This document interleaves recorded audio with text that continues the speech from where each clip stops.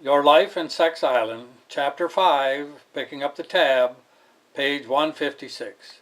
We are continuing our examination of our tax system to determine how much taxes of all kinds couples at different income levels actually pay. We have spent a great deal of time and effort looking at taxes as they now exist, present reality, now. What have we learned? What do we know for sure? What is certain? The wealth of the poor is confiscated. The poor never have a chance to get started. The wealth of the rich is untouched. We do have wealth redistribution. The wealth of the poor is taken and given to the rich. This is no accident. The rich rob the poor on purpose with malice and aforethought. If there is such a thing as evil, the rich are it. Then the professional liars, including the corporate press and the moneyed religions, who are bought and paid for by the rich, act terrified that the liberals, the socialists, the communists, the Marxists, etc., are going to start, or are already engaged in, a class war, a politics of envy, etc., and just may, try to spread the wealth around. Egad, horrors.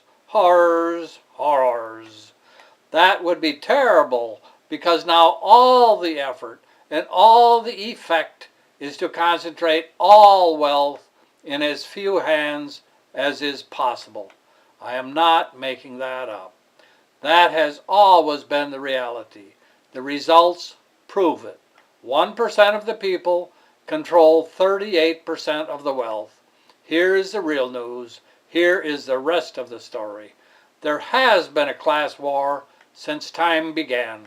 The rich have always been warring against the poor very successfully. The religion industry, not Christ or Mohammed or other core ethics, have always been on the side of the rich in the class war. There, as shown, is a situation which I consider a problem. I cannot say what is right or wrong, or what is good or evil. That is not my area of expertise. I can, however, say what works and what doesn't work. That is my area of expertise. The tax system that we have now is working. It is working to force the poor and middle class to labor for subsistence wages. It is working to make it easy for the rich to get richer. It is working to make the economy become clogged with bubbles which burst into recessions and depressions.